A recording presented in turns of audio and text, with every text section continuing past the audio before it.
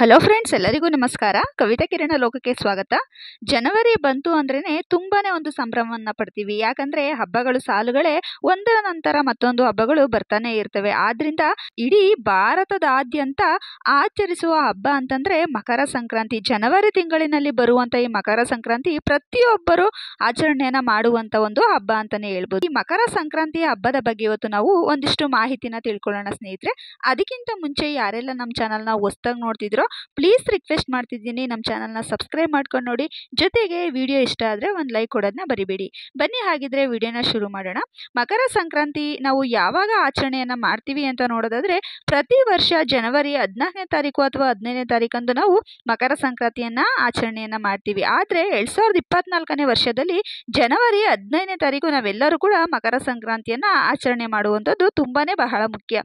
ಮಕರ ಸಂಕ್ರಾಂತಿ ಅಂತ ಅಂದ್ರೆ ಉತ್ತರಾಯಣದ ಒಂದು ಪುಣ್ಯ ಕಾಲವನ್ನ ಸೂಚಿಸುತ್ತದೆ. ಅಂದ್ರೆ ಇವಾಗ ದಕ್ಷಿಣಾಯನ ಮುಗಿದು ಉತ್ತರಾಯಣ ಪ್ರಾರಂಭ ಆಗುವಂತ ಸಮಯ. ಈ ಉತ್ತರಾಯಣವನ್ನ ಪುಣ್ಯಕಾಲ ಅಂತಲೂ ಕೂಡ ಕರೆಯಲಾಗುತ್ತದೆ. ಉತ್ತರಾಯಣದ ಈ ಪುಣ್ಯಕಾಲವನ್ನ ನಾವು ಯಾಕೆ ಇಷ್ಟೊಂದು ಮಹತ್ವ ಮತ್ತು ವಿಶೇಷತೆಯನ್ನು ಕೊಡ್ತೀವಿ ಅಂತ ನೋಡೋದಾದ್ರೆ, ಈ ಉತ್ತರಾಯಣದ ಸಮಯದಲ್ಲಿ ದೈವದೀನರಾಗುತ್ತಾರೋ ಅವರು ನೇರವಾಗಿ ಸ್ವರ್ಗವನ್ನ ಪ್ರವೇಶ ಮಾಡುತ್ತಾರೆ ಅಂತ ನಂಬಲಾಗಿದೆ.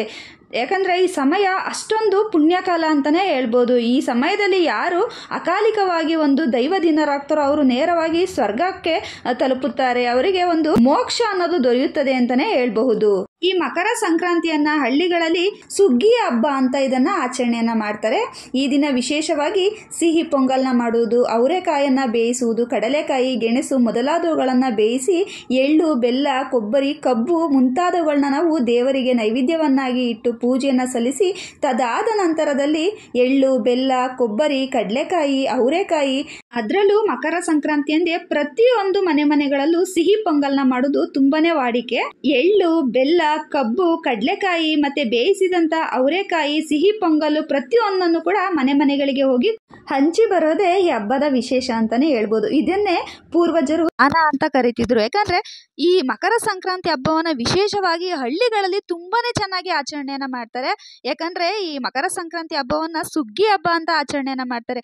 ಪ್ರತಿಯೊಬ್ಬ ರೈತರು ಕೂಡ ತಾನು ಬೆಳೆದಂತಹ ಬೆಳೆಗಳನ್ನ, ಅವರೆಕಾಯಿ, ಕಡಲೆಕಾಯಿ, ಗೆಣಸು, ಕಬ್ಬು ಮುಂತಾದವುಗಳನ್ನ ರೈತರು ಅವಾಗಿನ ಕಾಲದಲ್ಲಿ ಬೆಳೀತಾ ಇದ್ರು. ಇವಾಗಲೂ ಕೂಡ ಕೆಲವೊಂದು ಹಳ್ಳಿಗಳಲ್ಲಿ ಇವನ್ನ ಬೆಳೀತಾ ಇದ್ದಾರೆ. ತಾವು ಬೆಳೆದಂತಹ ಒಂದು ಫಸಲನ್ನ ಅವರು 4 ಜನರಿಗೆ ದಾನ ಮಾಡುವ ಮುಖಾಂತರ ಮತ್ತೆ ದೇವರಿಗೆ ಅವುಗಳನ್ನು ಅರ್ಪಿಸಿ ಅದು ವರ್ಷದಿಂದ ವರ್ಷಕ್ಕೆ ಹೆಚ್ಚಾಗಬೇಕು, ನಮ್ಮ ಮನೆಗೆ ಸುಖ ಸಮೃದ್ಧಿ ಅನ್ನೋದು ಹೆಚ್ಚಾಗಬೇಕು, ದವಸ ಧಾನ್ಯಗಳು ಪ್ರತಿ ವರ್ಷದಿಂದ ವರ್ಷಕ್ಕೆ ಹೆಚ್ಚಾಗಬೇಕು ಅನ್ನೋ ಉದ್ದೇಶದಿಂದ ಅವುಗಳೆಲ್ಲವನ್ನೂ ಕೂಡ ಮನೆಯಲ್ಲಿ ಇಟ್ಟು ಪೂಜೆಯನ್ನು ಸಲ್ಲಿಸಿ ಅವುಗಳನ್ನ ಪ್ರತಿ ಮನೆಗೂ ಹೋಗಿ ಹಂಚಿ ಬರ್ತಿದ್ರು. ಇದರಿಂದ ಮನೆಯಲ್ಲಿ ಸುಖ ಸಮೃದ್ಧಿ ಅನ್ನೋದು ಹೆಚ್ಚಾಗ್ತಾ ಬರುತ್ತೆ. ಆದ್ರಿಂದ ಇದನ್ನ ದಾನ ಅಂತಾನೂ ಕೂಡ ಕರೀತಾರೆ. ಯಾಕಂದ್ರೆ ಎಳ್ಳನ್ನು ಕೂಡ ಹಳ್ಳಿಗಳಲ್ಲಿ ಪ್ರತಿ ಹಳ್ಳಿಗಳಲ್ಲೂ ಕೂಡ ಈಗಲೂ ಕೂಡ ಬೆಳೀತಾ ಇದ್ದಾರೆ. ಬೆಳೆದಂಥ ರೈತರು ಬೆಳೆದಂಥ ಒಂದು ದವಸ ಧಾನ್ಯಗಳನ್ನ ನಾವು ಒಂದು ಈ ಹಬ್ಬಗಳ ಮುಖಾಂತರ ನಾವು ಸುಗ್ಗಿ ಹಬ್ಬ ಅಂತ ಆಚರಣೆಯನ್ನು ಮಾಡಿ ಎಳ್ಳು, ಬೆಲ್ಲ, ಕೊಬ್ಬರಿ, ಗೆಣಸು, ಅವರೆಕಾಯಿ, ಕಬ್ಬು ಮುಂತಾದವುಗಳನ್ನ ನಾವು ದಾನ ಮಾಡೋದ್ರಿಂದ ನಮಗೆ ಹಲವಾರು ಪಾಪ ಕರ್ಮಗಳು ಅನ್ನೋದು ಕಳೆದು ಹೋಗುತ್ತದೆ. ಜೊತೆಗೆ ಹಸಿದವರಿಗೂ ಕೂಡ ನಾವು ಈ ರೀತಿ ಮುಖಾಂತರ ಒಂದು ಹಬ್ಬ ಹರಿದಿನಗಳ ಮುಖಾಂತರ ನಾವು ಕೊಡೋದ್ರಿಂದ ತುಂಬಾನೇ ಒಂದು ಉಪಯೋಗ ಆಗುವಂಥದ್ದು. ಆದ್ರಿಂದನೇ ಸುಗ್ಗಿ ಹಬ್ಬ ಅಂತಾನೆ ಇದನ್ನ ಕರೀತಾರೆ. ಯಾಕಂದ್ರೆ ರೈತರು ತಾನು ಬೆಳೆದಂತಹ ಬೆಳೆಗಳನ್ನು ದೇವರಿಗೆ ಅದನ್ನ ಅರ್ಪಿಸಿ ವರ್ಷದಿಂದ ವರ್ಷಕ್ಕೆ ಅದನ್ನ ಹೆಚ್ಚು ಮಾಡಿಕೊಡು ಅಂತ ಹೇಳಿ ತಾವು ಬೆಳೆದಂತ ಬೆಳೆಗಳನ್ನ ತಮಗೆ ಎಷ್ಟಾಗುತ್ತೋ ಅಷ್ಟನ್ನು ಇಟ್ಕೊಂಡು ಮಿಕ್ಕಿದನ್ನ ದಾನ ಮಾಡುವಂಥದ್ದೇ ಈ ಸುಗ್ಗಿ ಹಬ್ಬ ಅಂದ್ರೆ ಮಕರ ಸಂಕ್ರಾಂತಿಯ ಹಬ್ಬ. ಮಕರ ಸಂಕ್ರಾಂತಿ ಅಂದು ಇನ್ನೊಂದು ವಿಶೇಷತೆ ಅಂದ್ರೆ ಹಸುಗಳನ್ನ ನಾವು ಪೂಜ್ಯ ಭಾವದಿಂದ ಕಾಣುವುದು. ಯಾಕಂದ್ರೆ ವರ್ಷವಿಡೀ ದುಡಿಯುವಂತ ಹಸುಗಳನ್ನ ನಾವು ಈ ರೀತಿಯಾಗಿ ನಾವು ಪೂಜೆ ಮಾಡೋದ್ರಿಂದ ಈ ದಿನ ನಮ್ಗೆ ಲಕ್ಷ್ಮೀ ಕಟಾಕ್ಷ ಅನ್ನೋದು ನಮ್ಗೆ ಹೆಚ್ಚಾಗಿ ದೊರೆಯುತ್ತಾ ಹೋಗುತ್ತೆ. ವರ್ಷವೆಲ್ಲ ಹಸುಗಳು ನಮ್ಮ ಮನೆಗೋಸ್ಕರ, ನಮ್ಮ ಒಂದು ಪರಿವಾರಕ್ಕೋಸ್ಕರ ಅವು ದುಡಿತಾನೆ ಇರ್ತವೆ. ಈ ಒಂದು ದಿನ ಅವುಗಳಿಗೆ ನಾವು ಅಲಂಕಾರವನ್ನ ಮಾಡಿ ಬಣ್ಣಗಳ ಚಿನ್ನಾರಿಗಳನ್ನ ಕಟ್ಟಿ ಅವು ಕೊಂಬುಗಳಿಗೆಲ್ಲ ಅಲಂಕಾರವನ್ನ ಮಾಡಿ ಬಣ್ಣಗಳಿಂದ ಅವುಗಳಿಗೆ ಅಲಂಕಾರವನ್ನ ನಾವು ಮಾಡಿ ಅವುಗಳನ್ನ ಸಾಯಂಕಾಲದ ಸಮಯದಲ್ಲಿ ಒಂದು ಒಣ ಹುಲ್ಲವನ್ನ ಹಾಕಿ ಬೆಂಕಿಯನ್ನ ಹಚ್ಚಿ ಅದ್ರ ಮುಖಾಂತರ ನಾವು ಹಸುಗಳನ್ನ ಈ ರೀತಿಯಾಗಿ ಕಿಚ್ಚಾಯಿಸುವುದು ಅಂತ ಹೇಳ್ತಾರೆ. ಇದನ್ನ ಪ್ರತಿಯೊಂದು ಹಳ್ಳಿಗಳಲ್ಲೂ ಕೂಡ ಮಾಡ್ತಾರೆ. ಯಾಕಂದ್ರೆ ಪ್ರತಿ ವರ್ಷವಿಡೀ ದುಡಿಯುವಂತ ಹಸುಗಳಿಗೆ ಯಾವುದೇ ಕೆಟ್ಟ ದೃಷ್ಟಿ, ಕಣ್ಣು ದೃಷ್ಟಿ ಅನ್ನೋದು ಆಗಬಾರ್ದು. ಅವೆಲ್ಲವೂ ಕೂಡ ಈ ಕಿಚ್ಚಾಯಿಸುವ ಮುಖಾಂತರ ಪರಿಹಾರವನ್ನ ಅದು ಆಗುತ್ತೆ ಅಂತ ಹೇಳ್ತಾರೆ. ಆದ್ರಿಂದ ಪ್ರತಿಯೊಬ್ರು ಕೂಡ ಸಂಕ್ರಾಂತಿ ಹಬ್ಬದ ದಿನ ಹಸುಗಳಿಗೆ ಈ ರೀತಿಯಾಗಿ ಅಲಂಕಾರವನ್ನ ಮಾಡಿ ಒಣ ಹುಲ್ಲನ್ನ ಹಾಕಿ ಬೆಂಕಿಯನ್ನು ಹಚ್ಚಿ ಅದರಿಂದ ಹಸುಗಳನ್ನ ದಾಟಿಸ್ತಾರೆ.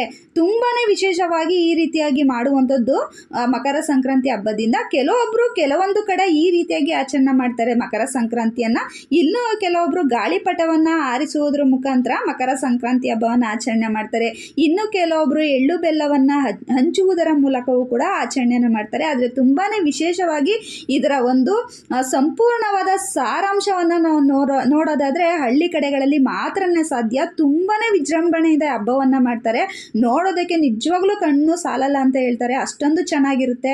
ಒಂದು ಹಸುಗಳ ಅಲಂಕಾರ ಇರ್ಬೋದು, ಅದು ಕಿಚ್ಚಾಯಿಸೋದಾಗಿರ್ಬೋದು. ಮತ್ತೆ ಇನ್ನೊಂದು ವಿಶೇಷತೆ ಏನು ಅಂದ್ರೆ ಹಳ್ಳಿ ಕಡೆಗಳಲ್ಲಿ ಅವರೆಕಾಳ್ದು ಒಂದು ಹಬ್ಬ ಅಂತಾನೆ ಹೇಳ್ಬೋದು ಈ ಸುಗ್ಗಿ ಹಬ್ಬವನ್ನ. ಅಂದ್ರೆ ಹಸಿ ಅವರೆಕಾಯಿನ ಬೇಯಿಸಿ ಮನೆ ಮನೆಗೂ ಹಂಚುವುದು, ಮತ್ತೆ ಇತಿಕಿದ ಬೇಳೆ ಸಾಂಬಾರ್ನ ಮಾಡುವುದು, ಕಿಚಡಿ ಮಾಡುವುದು ಈ ಹಬ್ಬದ ತುಂಬಾನೇ ವಿಶೇಷತೆ. ಮತ್ತೆ ಪೊಂಗಲ್ ಮಾಡುವುದು ತುಂಬಾನೇ ಬಹಳ ಮುಖ್ಯ. ಹೀಗೆ ಮಾಡಿದಂತಹ ಸಿಹಿ ಪೊಂಗಲನ್ನ ಹಸುಗಳಿಗೆ ಈ ರೀತಿ ಕಿಚ್ಚಾಯಿಸಿ ಬಂದ ನಂತರದಲ್ಲಿ ಅವುಗಳಿಗೆ ಪೂಜೆಯನ್ನ ಮಾಡಿ ಮನೆಯಲ್ಲಿ ಮಾಡಿದಂಥ ಒಂದು ಸಿಹಿ ಪೊಂಗಲ್ ಆಗಿರ್ಬೋದು ಅಥವಾ ಬೇಯಿಸಿದ ಒಂದು ಅವರೆಕಾಯಿಗಳಾಗಿರ್ಬೋದು, ಬಾಳೆಹಣ್ಣು ಮುಂತಾದವುಗಳನ್ನ ಹಸುಗಳಿಗೆ ನಾವು ಆಹಾರವನ್ನಾಗಿ ಕೊಡುವುದು ನಮ್ಮ ಪಾಪ ಕರ್ಮಗಳನ್ನು ಕಳೆದುಕೊಳ್ಳುವಂಥ ಇನ್ನೊಂದು ಮಾರ್ಗ ಅಂತಲೇ ಹೇಳ್ಬೋದು. ಜೊತೆಗೆ ಕಾಮಧೇನು ಅಂತ ಹೇಳ್ತಾರೆ ಹಸುಗಳಿಗೆ. ಅವು ಯಾವಾಗ ನಮ್ಮ ಮನೆಯಲ್ಲಿ ಸಂತೋಷದಿಂದ ಇರ್ತಾವೋ ಅಲ್ಲಿವರೆಗೂ ಕೂಡ ಮನೆ ಅನ್ನೋದು ಸುಖ ಸಮೃದ್ಧಿಯಿಂದ ಇರುತ್ತದೆ. ಆದ್ರಿಂದ ವರ್ಷವಿಡೀ ದುಡಿಯುವಂಥ ಹಸುಗಳಿಗೆ ನಾವು ಈ ಒಂದು ಹಬ್ಬದ ದಿನ ಅವುಗಳಿಗೂ ಕೂಡ ಒಂದು ಸ್ಥಾನಮಾನವನ್ನು ಕೊಡಬೇಕು ಅನ್ನೋದು ಈ ಹಬ್ಬದ ಸಾರಾಂಶವಾಗಿರುತ್ತದೆ.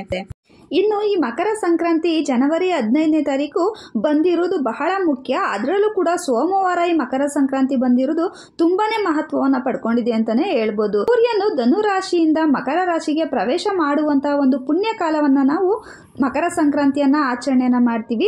ಈ ದಿನ ಸೋಮವಾರ ಬಂದಿರುವುದರಿಂದ ಶಿವನ ಪೂಜೆಗೆ ತುಂಬಾನೇ ಶ್ರೇಷ್ಠವಾದ ದಿನ ಅಂತಾನೆ ಹೇಳ್ಬೋದು. ಬೇರೆ ಹಬ್ಬ ಹರಿದಿನಗಳಲ್ಲಿ ಅಥವಾ ಅಮಾವಾಸ್ಯೆ, ಹುಣ್ಣಿಮೆ ಅಥವಾ ವಿಶೇಷ ದಿನಗಳಲ್ಲಿ ನಾವು ಬ್ರಾಹ್ಮಿ ಮುಹೂರ್ತದಲ್ಲೇ ಪೂಜೆಯನ್ನ ಮಾಡುವಂಥದ್ದು ವಿಶೇಷ.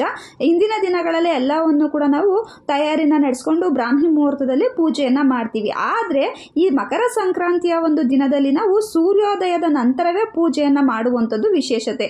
ಯಾಕಂದ್ರೆ ಸೂರ್ಯನಿಗೂ ಕೂಡ ನಾವು ಪೂಜೆಯನ್ನ ಮಾಡಬೇಕಾಗಿರೋದ್ರಿಂದ ಈ ಮಕರ ಸಂಕ್ರಾಂತಿಯಲ್ಲಿ ಸೂರ್ಯೋದಯದ ನಂತರವೇ ನಾವು ಪೂಜೆಯನ್ನ ಮಾಡಬೇಕು. ಯಾಕಂದ್ರೆ ಮಕರ ಸಂಕ್ರಾಂತಿಯಲ್ಲಿ ಸೂರ್ಯನಿಗೆ ಪೂಜೆ ಮಾಡುವುದು ತುಂಬಾನೇ ಬಹಳ ಮುಖ್ಯ. ಮತ್ತೆ ಸೂರ್ಯನಿಗೆ ಅರ್ಘ್ಯ ನೀಡುವುದು ಅಷ್ಟೇ ಬಹಳನೇ ಮುಖ್ಯವಾದದ್ದು. ಈ ಮಕರ ಸಂಕ್ರಾಂತಿ ದಿನ ನಾವು ಪೂಜೆಯನ್ನು ಸಲ್ಲಿಸೋದಕ್ಕೆ ಒಂದು ಶುಭ ಮುಹೂರ್ತ ಯಾವುದು ಅಂತ ನೋಡೋದಾದ್ರೆ ಸೋಮವಾರ 7:05 ಪುಣ್ಯಕಾಲ ಅನ್ನೋದು ಶುರುವಾಗುತ್ತದೆ. ಅದು ಸಂಜೆ 5:45 ಕೂಡ ಪುಣ್ಯಕಾಲ ಅನ್ನೋದು ಇರುತ್ತದೆ. ಆದ್ರಿಂದ ಬೆಳಿಗ್ಗೆ ಬೇಗನೆ ಎದ್ದು ಸ್ನಾನವನ್ನ ಮಾಡ್ಕೋಬೇಕು. ಅದರಲ್ಲೂ ಕೂಡ ಈ ಸಂಕ್ರಾಂತಿ ಹಬ್ಬದ ದಿನ ಸ್ನಾನಕ್ಕೆ ಹೆಚ್ಚಿನ ಮಹತ್ವವನ್ನು ಕೊಡ್ತೀವಿ. ಯಾಕಂದ್ರೆ ಈ ಸಂಕ್ರಾಂತಿ ಹಬ್ಬದ ದಿನ ಒಂದು ಪುಣ್ಯ ನದಿಗಳಲ್ಲಿ ಸ್ನಾನ ಮಾಡುವುದರಿಂದ ನಮಗೆ ಹಲವಾರು ಒಂದು ಪಾಪ ಕರ್ಮಗಳು ಅನ್ನೋದು ಕಳೀತಾ ಬರುತ್ತವೆ. ಜೊತೆಗೆ ಪುಣ್ಯ ಫಲ ಅನ್ನೋದು ಪ್ರಾಪ್ತಿಯಾಗುತ್ತದೆ ಅಂತಾನೆ ಹೇಳ್ತಾರೆ. ಆದ್ರಿಂದ ಈ ಒಂದು ಮಕರ ಸಂಕ್ರಾಂತಿಯ ದಿನ ಪುಣ್ಯ ನದಿಯ ಸ್ನಾನ ಮಾಡೋದು ತುಂಬಾನೇ ಬಹಳ ಮುಖ್ಯ. ಆದ್ರೆ ಅದು ಎಲ್ಲರಿಂದಲೂ ಸಾಧ್ಯವಾಗುವುದಿಲ್ಲ. ಅಂತವರು ನೀವು ಮನೆಯಲ್ಲಿ ಗಂಗಾ ಜಲವನ್ನ ನೀವು ಸ್ನಾನ ಮಾಡುವಂತ ನೀರಿಗೆ ನೀವು ಹಾಕಿ ಒಂದು ಸ್ನಾನವನ್ನ ಮಾಡ್ಕೋಬಹುದು. ಜೊತೆಗೆ ತುಂಬಾನೇ ಚಳಿ ಇರೋದ್ರಿಂದ ಚರ್ಮಕ್ಕೆ ಒಂದು ತೇವಾಂಶ ಅನ್ನೋದು ಎಚ್ಚೆತವಾಗಿ ಬೇಕಾಗಿರುತ್ತೆ. ನಾವು ಎಳ್ಳನ್ನ ಒಂದು ಸ್ನಾನದ ನೀರಿಗೆ ಹಾಕಿ ನಾವು ಸ್ನಾನವನ್ನ ಮಾಡೋದ್ರಿಂದ ಎಣ್ಣೆ ಅಂಶ ಅನ್ನೋದು ಚರ್ಮಕ್ಕೆ ಸಿಗುತ್ತದೆ ಅಂತಾನೆ ಹೇಳ್ಬೋದು. ನಾವು ಮತ್ತೆ ತಲೆಯೂ ಕೂಡ ಎಳ್ಳೆಣ್ಣೆನ ಹಚ್ಚಿ ನಾವು ಸ್ನಾನ ಮಾಡೋದ್ರಿಂದ ಈ ಸಮಯದಲ್ಲಿ ಚಳಿ ತುಂಬಾನೇ ಇರೋದ್ರಿಂದ ಈ ಎಳ್ಳೆಣ್ಣೆನ ಹಾಕಿ ನಾವು ಸ್ನಾನ ಮಾಡುವುದು, ಜೊತೆಗೆ ಎಳ್ಳನ್ನು ನಾವು ಸ್ನಾನ ಮಾಡುವಂಥ ನೀರಿಗೆ ಉಪಯೋಗಿಸುವುದು ಆರೋಗ್ಯದ ದೃಷ್ಟಿಯಿಂದನೂ ತುಂಬಾನೇ ಬಹಳ ಪ್ರಯೋಜನವನ್ನು ಪಡ್ಕೊಂಡಿದೆ ಅಂತಲೇ ಹೇಳ್ಬೋದು. ಪ್ರತಿಯೊಬ್ಬರು ಕೂಡ ಈ ರೀತಿಯಾಗಿ ಮಾಡಬೇಕು. ಸ್ನಾನ ಮಾಡಿದ ನಂತರದಲ್ಲಿ ಮೊಟ್ಟ ಮೊದಲಿಗೆ ನಾವು ಪ್ರತಿಯೊಬ್ಬರು ಕೂಡ ಮನೆಯಲ್ಲಿರುವ ಪ್ರತಿಯೊಬ್ಬ ಕುಟುಂಬದವರು ಸೂರ್ಯನಿಗೆ ಪೂಜೆಯನ್ನು ಸಲ್ಲಿಸಿ ಅರ್ಘ್ಯವನ್ನು ನೀಡಬೇಕು. ಅರ್ಘ್ಯವನ್ನು ನೀಡಬೇಕಾದ್ರೆ ಒಂದು ತಾಮ್ರದ ಚೆಂಬಿನಲ್ಲಿ ಅಥವಾ ಒಂದು ಹಿತ್ತಾಳೆ ಚೆಂಬಿನಲ್ಲಿ ನೀರು, ಶುದ್ಧವಾದ ನೀರು, ಅರಿಶಿಣ, ಕುಂಕುಮ, ಕೆಂಪು ಹೂಗಳು, ಸ್ವಲ್ಪ ಅಕ್ಷತೆ ಮತ್ತೆ ಎಳ್ಳನ್ನು ಹಾಕಿ ನಾವು ಸೂರ್ಯನಿಗೆ ಪೂಜೆಯನ್ನು ಸಲ್ಲಿಸಿದ ತದನಂತರದಲ್ಲಿ ಅರ್ಘ್ಯವನ್ನು ಬಿಟ್ಟು ಬಂದು ಮನೆಯಲ್ಲಿ ಎಳ್ಳೆಣ್ಣೆಯಿಂದ ದೀಪವನ್ನು ಹಚ್ಚಬೇಕು. ಈ ರೀತಿ ಎಳ್ಳೆಣ್ಣೆಯಿಂದ ನಾವು ಮನೆಯಲ್ಲಿ ದೀಪವನ್ನು ಹಚ್ಚೋದ್ರಿಂದ ನಮಗೆ ಶನಿದೇವರ ಅನುಗ್ರಹ ಅನ್ನೋದು ದೊರೆಯುತ್ತಾ ಬರುತ್ತದೆ. ಜೊತೆಗೆ ಎಳ್ಳೆಣ್ಣೆಯನ್ನು ನಾವು ಶನಿದೇವರ ದೇವಸ್ಥಾನಗಳಿಗೂ ಕೂಡ ದಾನವನ್ನು ಕೊಟ್ಟು ಬರಬೇಕು. ಈ ರೀತಿ ಮಾಡೋದ್ರಿಂದ ನಮಗೆ ಶನಿ ದೋಷ ಅನ್ನೋದು ನಿವಾರಣೆ ಆಗುತ್ತಾ ಬರುತ್ತದೆ. ಜೊತೆಗೆ ಮಕರ ಸಂಕ್ರಾಂತಿಯಲ್ಲಿ ಬಹಳನೇ ಒಂದು ಮುಖ್ಯವಾದ ಅಂಶ ಅಂದರೆ ಎಳ್ಳನ್ನು ದಾನ ಮಾಡುವಂಥದ್ದು. ಈ ರೀತಿ ನಾವು ಎಳ್ಳನ್ನು ದಾನ ಮಾಡೋದ್ರಿಂದ 7 ಜನ್ಮದ ನಮ್ಮ ಪಾಪ ಕರ್ಮಗಳು ಕಳೆಯುತ್ತೆ ಮತ್ತು ಅಪಮೃತ್ಯುವಿನ ಏನಾದರೂ ನಮಗೆ ಒಂದು ಜೀವನದಲ್ಲಿ ಮುಂದೆ ಅಪಮೃತ್ಯುವಿನ ಏನಾದರೂ ತೊಂದರೆ ಇದ್ರೂ ಕೂಡ ಅದರಿಂದನೂ ಕೂಡ ನಾವು ಪಾರಾಗಬಹುದು ಎಳ್ಳನ್ನು ದಾನ ಮಾಡೋದ್ರಿಂದ. ಜೊತೆಗೆ ದೀರ್ಘಕಾಲದ ಒಂದು ರೋಗದಿಂದ ಬಳಲ್ತಿದ್ದವರು ಇದರಿಂದನೂ ಕೂಡ ನಿವಾರಣೆಯನ್ನ ಮಾಡ್ಕೋಬಹುದು ಎಳ್ಳನ್ನ ದಾನ ಮಾಡೋದ್ರಿಂದ. ಈ ದಿನ ಮಕರ ಸಂಕ್ರಾಂತಿಯಲ್ಲಿ ವಿಶೇಷವಾಗಿ ಶಿವನ ಪೂಜೆ ಮಾಡುವುದು, ಮನೆಯಲ್ಲಿ ಒಂದು ಎಳ್ಳೆಣ್ಣೆ ದೀಪವನ್ನ ಹಚ್ಚುವುದು, ಸೂರ್ಯನ ಒಂದು ನಮಸ್ಕಾರವನ್ನ ಮಾಡುವುದು, ಜೊತೆಗೆ ಸೂರ್ಯನಿಗೆ ಅರ್ಘ್ಯವನ್ನ ನೀಡುವಂಥದ್ದು, ಗೋಪೂಜೆ ಮಾಡುವುದು, ಎಳ್ಳು ಬೆಲ್ಲವನ್ನ ಪ್ರತಿ ಮನೆಗೂ ಹಂಚುವುದು ಬಹಳನೇ ವಿಶೇಷವಾದ ಫಲಗಳನ್ನ ಪಡ್ಕೋಬಹುದು. ಇದರಿಂದ ಮನೆಯಲ್ಲಿ ಸುಖ ಸಮೃದ್ಧಿ ಅನ್ನೋದು ಹೆಚ್ಚಾಗ್ತಾ ಬರುತ್ತೆ. ನೋಡಿರಲ್ವಾ ಸ್ನೇಹಿತರೆ, ಇವತ್ತಿನ ಈ ಸಂಕ್ರಾಂತಿಯ ಮಾಹಿತಿ ನಿಮಗೆಲ್ಲ ಇಷ್ಟ ಆಗಿದ್ರೆ ಯಾರೆಲ್ಲ ನಮ್ಮ ಚಾನಲ್ನ ಹೊಸದಾಗಿ ನೋಡ್ತಿದ್ರೋ ಪ್ಲೀಸ್ ಸಬ್ಸ್ಕ್ರೈಬ್ ಮಾಡ್ಕೊಂಡು ನೋಡಿ. ಜೊತೆಗೆ ವಿಡಿಯೋ ಇಷ್ಟ ಆದರೆ ಒಂದು ಲೈಕ್ ಕೊಡೋದನ್ನ ಮರಿಬೇಡಿ. ನನ್ನೆಲ್ಲ ವ್ಯೂವರ್ಸ್ಗೆ ಮಕರ ಸಂಕ್ರಾಂತಿ ಹಬ್ಬದ ಶುಭಾಶಯಗಳು. ಮುಂದಿನ ವಿಡಿಯೋಗಳಲ್ಲಿ ಹೆಚ್ಚಿನ ಮಾಹಿತಿಯೊಂದಿಗೆ ಸಿಗೋಣ. Thank you.